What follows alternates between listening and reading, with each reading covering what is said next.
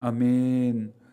좋으신 하나님이 주시는 은총과 또 평화가 이 저녁에 사랑하는 여러분들과 함께 하시기를 빕니다.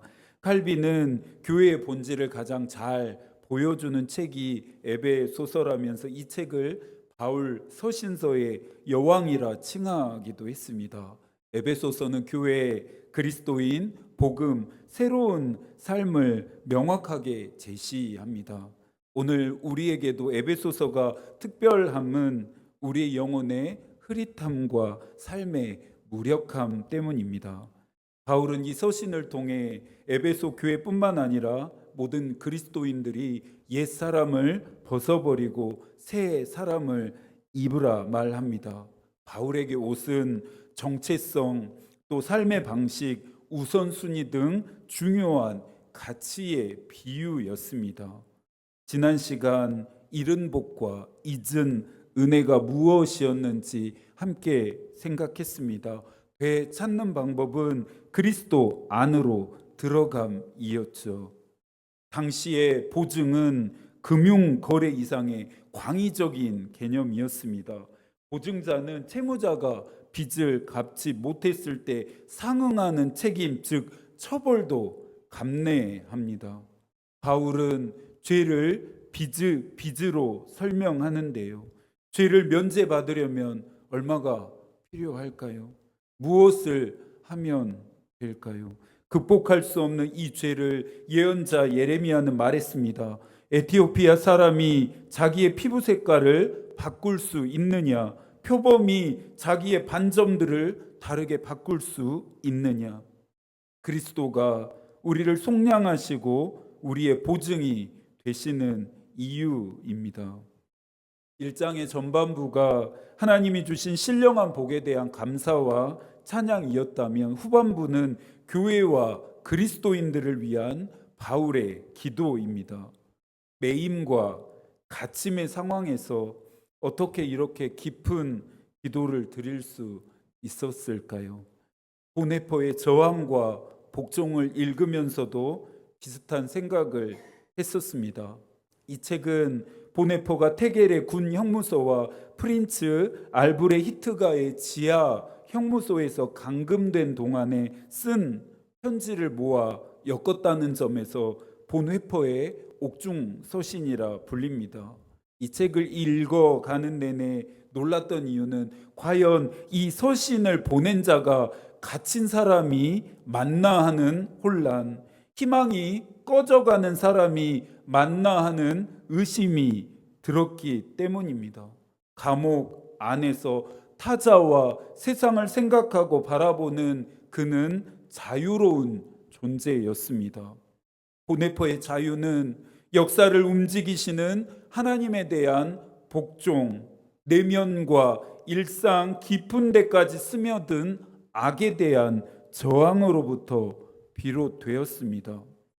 바울은 죄와 사망의 종노릇하는 에베소 교회를 향해 마음을 다해 권면합니다. 우리 주 예수 그리스도의 하나님 영광의 아버지께서 지혜와 계시의 영을 너희에게 주사 하나님을 알게 하시고 교회와 그리스도인들이 하나님께 받은 복을 인식할 수 있도록 바울은 간절히 기도합니다. 이 인식은 히브리적 개념으로 이해해야 하는데요. 지식적인 깨달음이 아닌 경험적인 알을 의미합니다. 너희는 여호와의 선하심을 맛보아 알지어다. 히브리 시인이 노래했던 경험입니다. 바울은 이 인식이 인간적인 능력이 아닌 성령의 역할이기에 지혜와 계시의 영을 구합니다. 에베소서가 교회의 본질을 잘 보여주는 지점이죠. 그는 지혜롭게 삼위일체를 설명합니다. 작정하고 드러내지는 않았습니다. 그래서인지 더 귀 기울이게 됩니다. 하나님은 구원을 계획하시고 예정하십니다. 그리스도는 구원을 실행하시고 성취하십니다. 성령은 이 모든 과정을, 이 모든 일을 깨닫게 하십니다. 설교를 준비하기 전 버릇처럼 하늘의 뜻과 가야 할 길을 묻습니다. 성령의 도우심과 인도하심을 구하는데요. 목사인 내가 하나님을 알아야 그분을 말할 수 있고, 내가 하나님을 경험해야 그분을 아는 삶을 도전할 수 있기 때문입니다. 하늘의 신령한 복과 은혜를 깨닫고 또 누리고 싶으시다면, 하나님을 알고 경험하고 싶으시다면 지혜와 계시형을 구하십시오. 내주하시는 성령을 활성화시키십시오. 18절과 19절의 말씀을 한 번 더 읽습니다. 너희 마음의 눈을 밝히사 그의 부르심의 소망이 무엇이며 성도 안에서 그 기업의 영광의 풍성함이 무엇이며 그의 힘의 위력으로 역사하심을 따라 믿는 우리에게 베푸신 능력의 지극히 크심이 어떠한 것을 너희로 알게 하시기를 구하노라.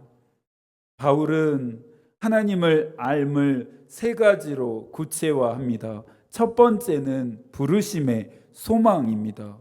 무엇을 위해 부르셨다 함은 우리를 통해 이루실 목적이 있음을 의미하고, 이 목적은 하나님의 소망이 됩니다. 부르심이 분명해야 삶은 선명해집니다. 성서는 부르심을 다양한 각도에서 조명했는데요. 그 하나를 시내산 계약에서 만나게 됩니다. 너는 나 외에는 다른 신들을 내게 두지 말라. 왜 섬기지 말라가 아니라 두지 말라라고 말씀하셨을까요? 그 뜻을 알려면 앞선 구절과 연결해 해석해야 하는데요.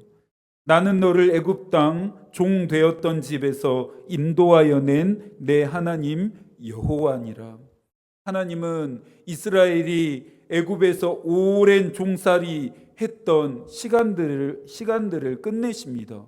이스라엘을 매이게 한 모든 것으로부터 해방, 즉 자유를 주셨죠. 갇혀 보지 않고 매여 보지 않는 자는 이 해방의 기쁨을 알 수 없습니다.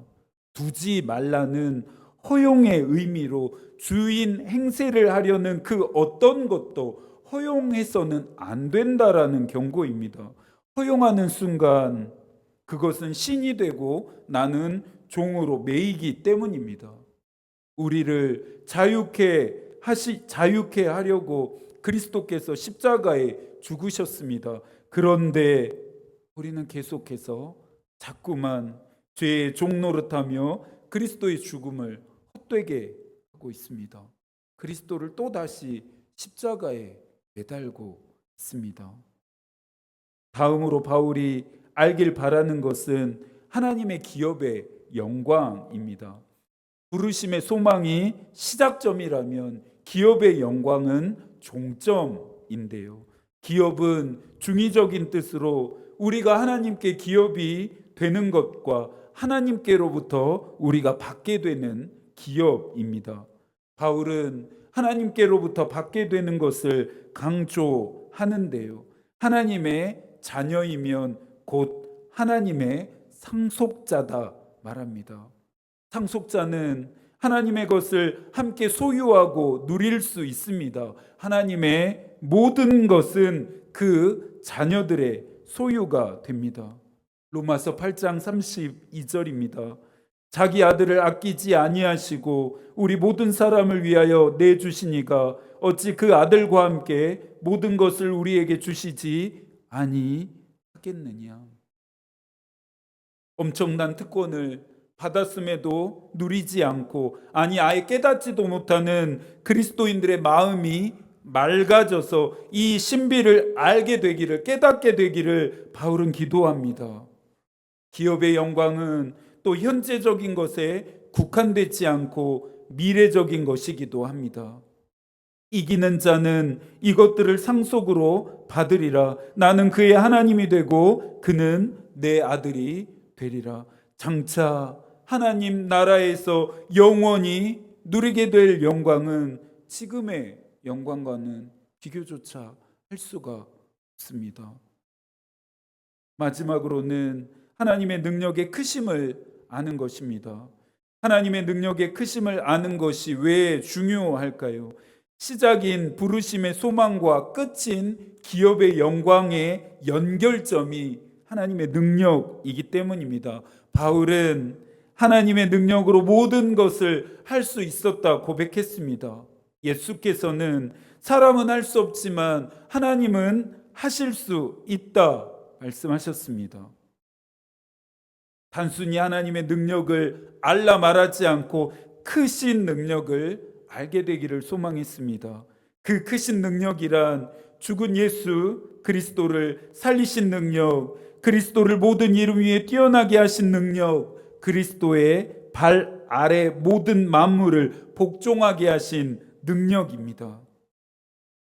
그래서 바울은 23절에서 말합니다. 교회는 그의 몸이니 만물 안에서 만물을 충만하게 하시는 이의 충만함이니라. 부활하시고 통치하시는 그리스도가 교회를 그의 몸으로 삼으십니다. 온 세상을 충만하게 하신 그리스도가 그의 몸인 교회를 충만하게 하십니다. 교회는 많은 재정이 있어야 충만해지는 것이 아닙니다. 몇천 명, 몇만 명의 교인으로 충만해지는 것도 아닙니다. 많은 사역들과 다양한 시스템으로도 충만해지지 않습니다. 그리스도가 계심으로 충만해집니다. 하나님은 충만하신데 나는 왜 충만하지 않은 걸까요? 늘 공고하고 가련하며 가난하고 눈이 멀고 벌거벗은 상태일까요? 그리스도 안에 있지 않기 때문입니다. 그리스도와 잇대어지지 않아서입니다. 바울은 교회와 그리스도인들을 향해 충만함을 회복하라 말합니다. 다시 충만해지기 위해 머리 대신 그리스도께 복종하라는 것입니다. 오늘 바울의 기도는 앞으로 에베소서를 통해 말씀하시는 하나님의 음성에 귀 기울이는 우리의 기도로 삼아야 합니다. 우리에게 주시는 부르심의 소망, 기업의 영광, 능력의 크심을 경험하려면 지혜와 계시의 영인 성령의 도우심이 절대적으로 필요합니다. 내 삶이 충만하지 않은 것은 내 자신을 성령께 전적으로 맡기지 않았기 때문입니다. 성령 충만을 감정적인 상태로 오해하지 않아야 합니다. 웨슬리는 성령 충만을 성화, 즉 영적인 성숙과 삶의 변화라는 실제적인 일로 이해했습니다. 옳은 해석이죠. 사랑하는 여러분이 충만해지기를 축복합니다. 또한 세상을 충만하게 하시는 그분의 동역자 되기를 소망합니다.